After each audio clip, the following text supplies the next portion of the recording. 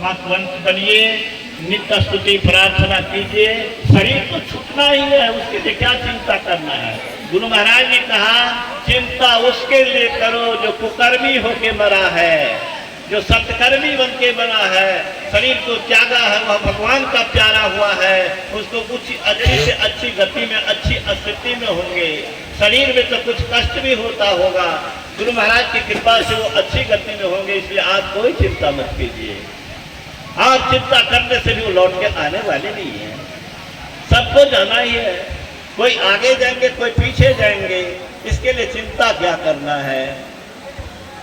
यही मनाइए कि उनको अच्छी गति हो और हम लोग को भी अच्छी गति हो।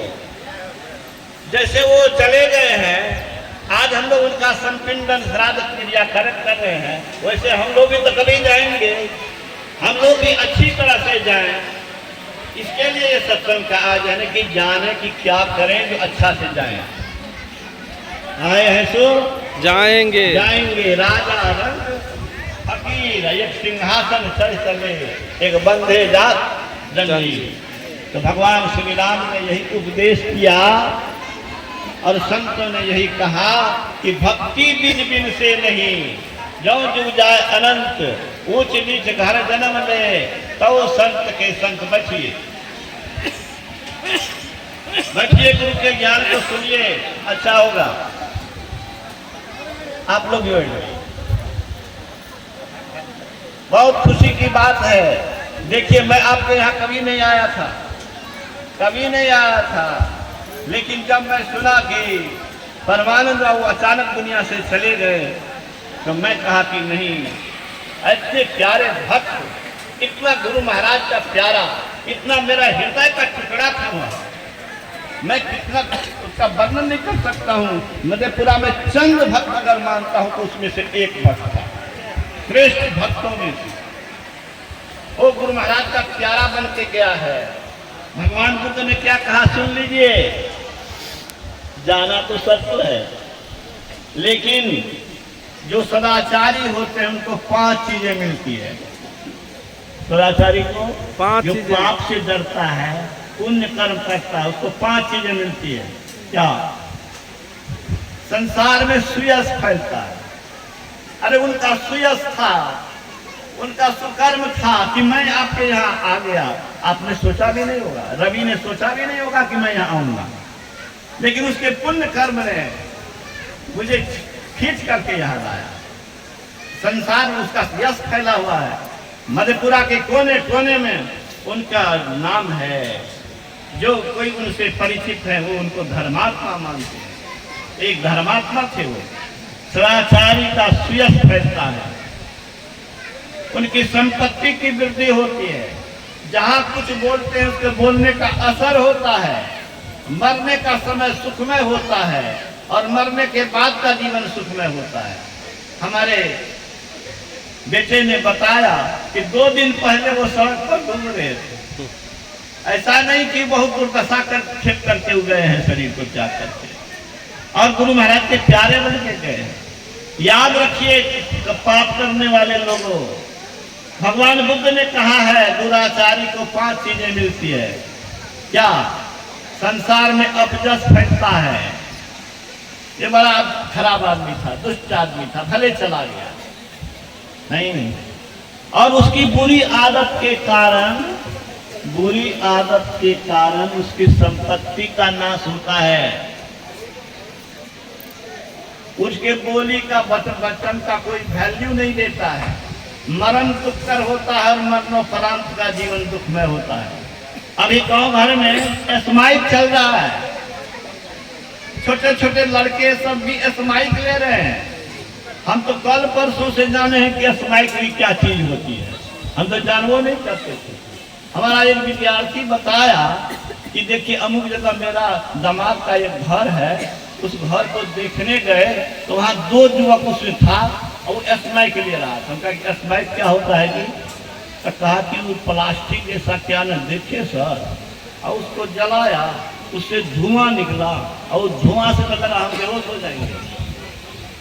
उसको समझाया कि काहे ही सब लेते हो। कहा कि अब ये छूटने वाला नहीं है। स्माइक उसको अस्मशाने तुम पर छूटेगा। मेरे गांव में एक गंजहड़ी था, उसकी हालत जब खराब हो गई तो डॉक्टर एसपी सिंह पूर्णिया ने कहा गांजा पीजिएगा बाबा तो नहीं बचिएगा। हाँ, बाल बच्चे ने बहुत कड़ाई कर दिया कि आप गांजा पी नहीं सकते हैं। हाँ, आप परेशान रहते हैं, हम लोग भी परेशान रहते हैं। 12 बजे रात में गंजहड़ी के पास जा रहा था, एक आदमी देख लिया, कहा कि ओ तू गांजा पी ले जा रहा तो कल के आप हमारा सारे पर छूटते। ये गंदी आदत कहाँ से आई? ये गंदी आदत क्यों आई? गंदे लोगों का संग रहेगा तो गंदी बात सुनेगा तो गंदा काम करेगा, गंदी आदत होगी और वह बुरा आदमी बन जाएगा। इसीलिए बहुत जरूरी है सत्संग की, अच्छी बात करने की, संतों के ज्ञान को फैलाने की। जो अच्छी संगति में रहेगा उसकी अच्छी बुद्धि होगी, अच्छी बुद्धि होगी, अच्छा कर्म करेगा, समाज अच्छा बनेगा, परिवार अच्छा बनेगा। इसलिए अपने को सत्संग नहीं कीजिए, बाल बच्चे को भी इसमें लगाइए। सत्संग से जो लाभ मिलेगा वो लाभ किसी चीज से मिलेगा नहीं मिल सकता। भगवान कृष्ण ने कहा धन जग से समझो ज्ञान जग प्रधान है, सब कर्म का निज ज्ञान में ही पाठ पर्यवसान है। सब जग से बढ़ करके कौन जग है? वहां देखिए भोजन करा रहे हैं, अन्नदान है, वह अन्नदान भी दान है, आत्मा तृप्त होती है। लेकिन कितने देर के लिए बोलिए तो? कल भूख लगेगी कि नहीं लगेगी? ज्यादा से ज्यादा रात भर, सुबह में फिर भूख लग जाएगी। एक सत्संग हो रहा था, लॉ कॉलेज के प्रिंसिपल आए, उन्होंने कहा हम एक ये बात जानते हैं। क्या जानते हैं? कहा कि परोपकार से बढ़ के कुछ नहीं है। मैं मधेपुरा में आया ही था, 85 ईस्वी की बात है। मैं तो नवयुवक था, कॉलेज में ज्वाइन किया था, और बुजुर्ग आदमी थे। वो कहते हैं कि परोपकार से बढ़ करके कोई पुण्य नहीं है। अष्टादश पुराणेषु व्यासस्वचनं द्वयं परोपकाराय पुण्याय पापाय प्रतिदिनम। हमको लगा कि तो सत्संग का धज्जी उड़ा दिया, कि ध्यान का धज्जी उड़ा दिया कि परोपकार से बढ़ के कुछ नहीं है। मेजर साहब थे, उन्हीं के रिलेशन के वो लोग थे। मैंने माइक लिया और कहा, हिसाब से काटा उसकी बात। मैंने क्या कहा सुन लीजिए। मैंने कहा कि लॉ कॉलेज के प्रिंसिपल साहब ने बड़ा अच्छा कहा, धिपा के मार रहे हैं। देखिए धिपा के क्या मार रहे हैं। हाँ, मार तो ऐसी लगेगी कि पता लगेगा, आप लोग भी पता लग जाएगा। मैंने कहा बहुत अच्छा कहा प्रिंसिपल साहब ने कि परोपकार से बढ़ करके कोई पुण्य नहीं है। लेकिन परोपकार होता कितने तरह का है? भूखे को अन्न देना, प्यासे को पानी देना, बीमार को दवा देना, उपकार है ना। लेकिन एक उपकार ऐसा उपकार है जिस उपकार की कोई तुलना नहीं है। वह कौन उपकार है? इस जीव को सारे दुखों से सदा के लिए छुड़ा देना। ये काम कौन कर सकता है? ये काम संत ही करेंगे, और ये काम जो होगा वो सत्संग से होगा, ध्यान से होगा, ईश्वर की भक्ति से होगा। इसलिए इस जग से बढ़कर के कोई जग नहीं है। परमानंद बाबू की आत्मा की सदगति के लिए जो गुरु का दरबार लगा है, ये मामूली दरबार नहीं है। अभी आप सुन रहे थे भगवान श्री राम जो समुद्र में पुल बनाया, 400 योजन का लंबा पुल, नीचे में एक भी पिलर नहीं। 1 किलोमीटर का कोई पुल दिखा दीजिए तो भारत में, विश्व में कहीं पर जिसके नीचे पाया नहीं है। एक जो पुल है जो नीचे में पाया नहीं है, फुटा नहीं है। और 400 योजन का लंबा पुल, ऐसा जो भगवान राम था, उसने कहा बड़े भाग पाइए सत्संगा, बिन ही प्रयास होई भवभंगा। सत्संग से बढ़ के कुछ नहीं है। गुरु महाराज जो इतने महान पुरुष हुए, इन्होंने कहा सत्संग से बढ़कर कुछ है कहा नहीं जा सकता। सत्संग क्या है बेटे? सत्संग उन्नति के उच्चतम शिखर पर पहुंचाता है। कहाँ पहुंचाता है? उन्नति के उच्चतम शिखर पर पहुंचना है कि नहीं? उन्नति के उच्चतम शिखर पर जाना चाहते हो कि नहीं? कि गर्त में गिरना चाहते हो? ये अवसर मिला है, मनुष्य शरीर ईश्वर ने दिया है। जो अवसर गुरु महाराज को दिया भगवान ने, वही अवसर हम सबको दिया है। और गुरु महाराज का यही कहना है, इस शरीर का सदुपयोग करके अपने को सारे दुखों से छुड़ा लो। सारे दुखों से छूटने के लिए, आवागमन से मुक्त होने के लिए एक ही उपाय है, सत्संग करो, ध्यान करो, गुरु की शरण में जाओ, सदाचार का पालन करो, संत मत का आश्रय लो। संत शरण जो पड़ा, संत शरण जो पड़ा, ताही का लगा ठिकाना, और कहीं नहीं कुशल, सकल बैराट चवाना। सब काल की मुट्ठी में है।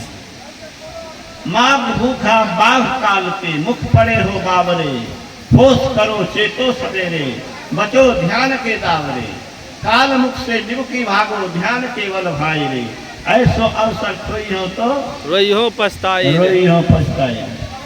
ये सत्संग कैसा जग है श्रीमान, सुन लीजिए। गुरु महाराज के शब्द को सुनिएगा, हम क्या बोलेंगे। गुरु महाराज ने कहा, अभी हम लोग केवल सत्संग करते हैं ऐसी बात नहीं है, वे भी हैं जो चले गए हैं और हैं।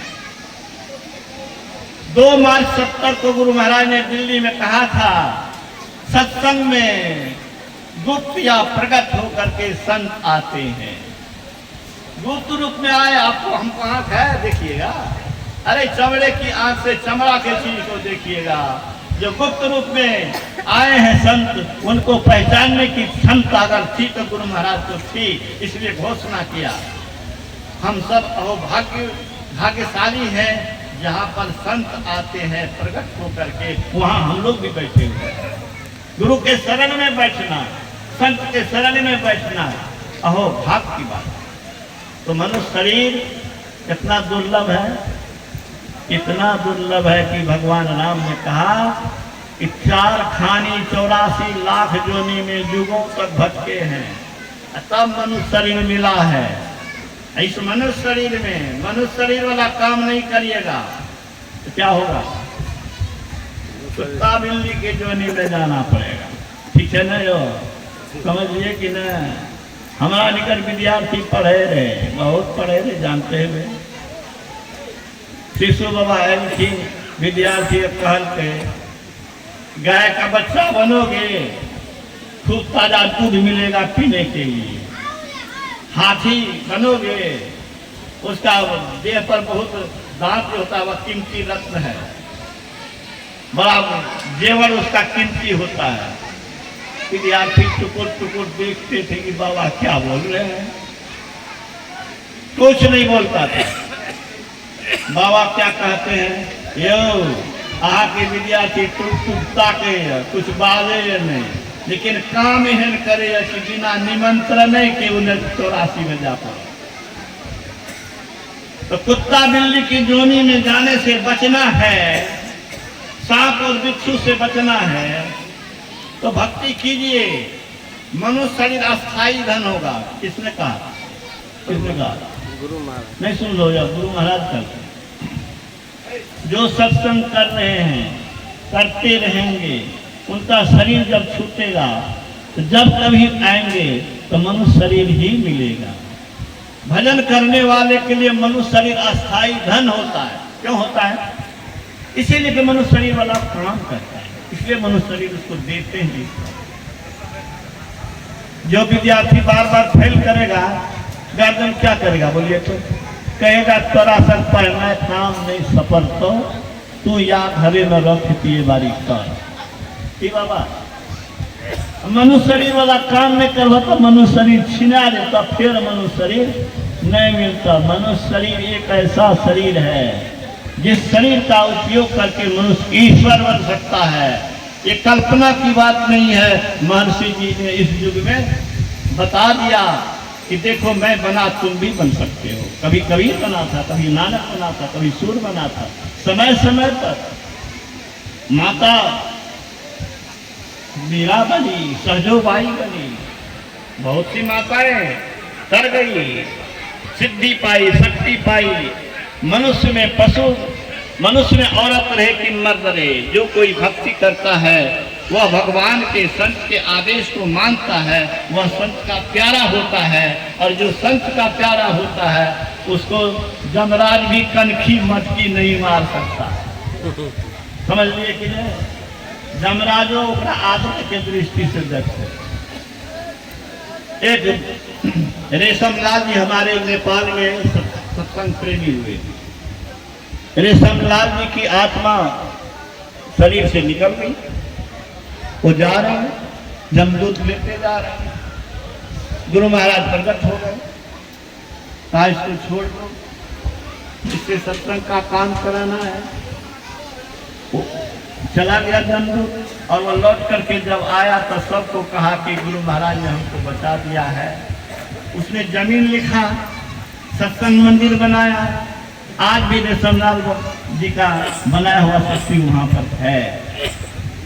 तो गुरु महाराज ने मुर्दे को वापस करा करके सत्संग घर बनवाया, उसके द्वारा सत्संग करवाया।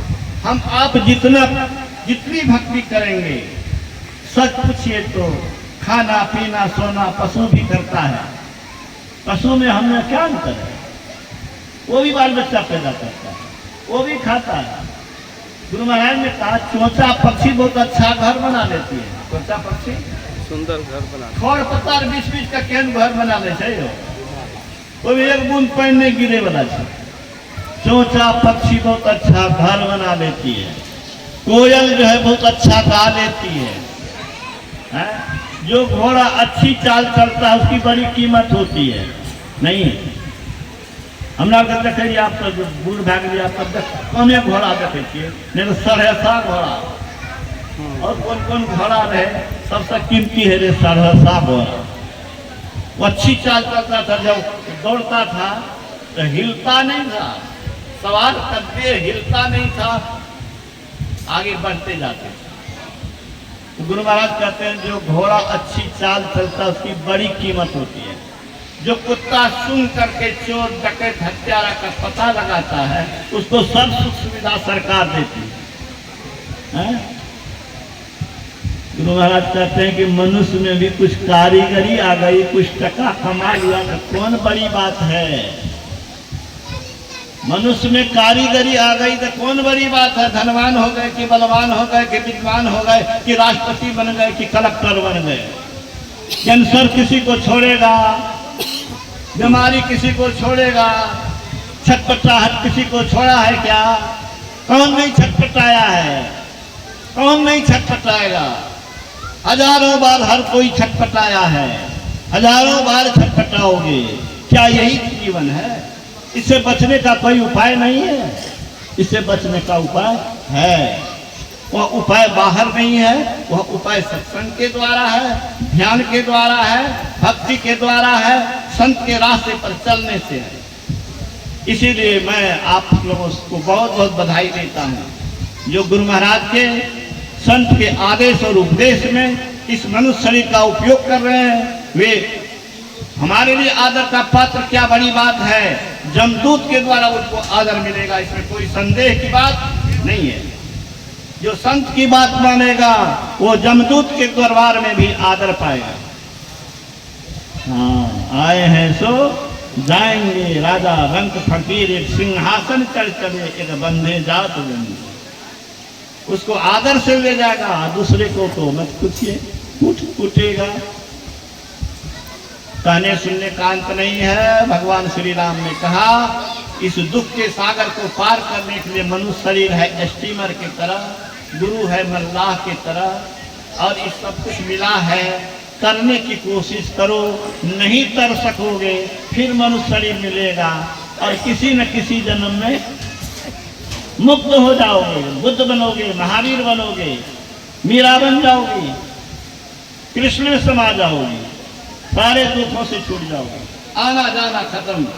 गुरु महाराज कहते हैं मायाबद्ध जीव आवागमन के चक्र में पड़ा रहता इस है, प्रकार रहना जीव के सब दुखों का कारण है। इससे छुटकारा पाने के लिए ईश्वर की भक्ति ही एकमात्र उपाय है। एकमात्र उपाय है, दूसरा कोई रास्ता नहीं है। सारे दुखों से छूटना चाहते हैं, सदा के लिए छूटना चाहते हैं, क्या करो? गुरु के शरण में आओ, युक्ति लो, ध्यान करो, पाप से करो, इस तरह से कमाई करो, खाओ पियो, सब कुछ करो, संसार के सब कामों को करते हुए गुरु के शरण में रह करके सत्संग ध्यान भजन करते रहिए। आपका बेड़ा पार कभी न कभी होगा, नहीं तो करोड़ों जन्म तक दुर्दशा भोगनी पड़ेगी। और इस रास्ते पर चढ़ जाओगे तो 10 जन्म 20 जन्म 50 जन्म यही काफी है कल्याण पाने के लिए।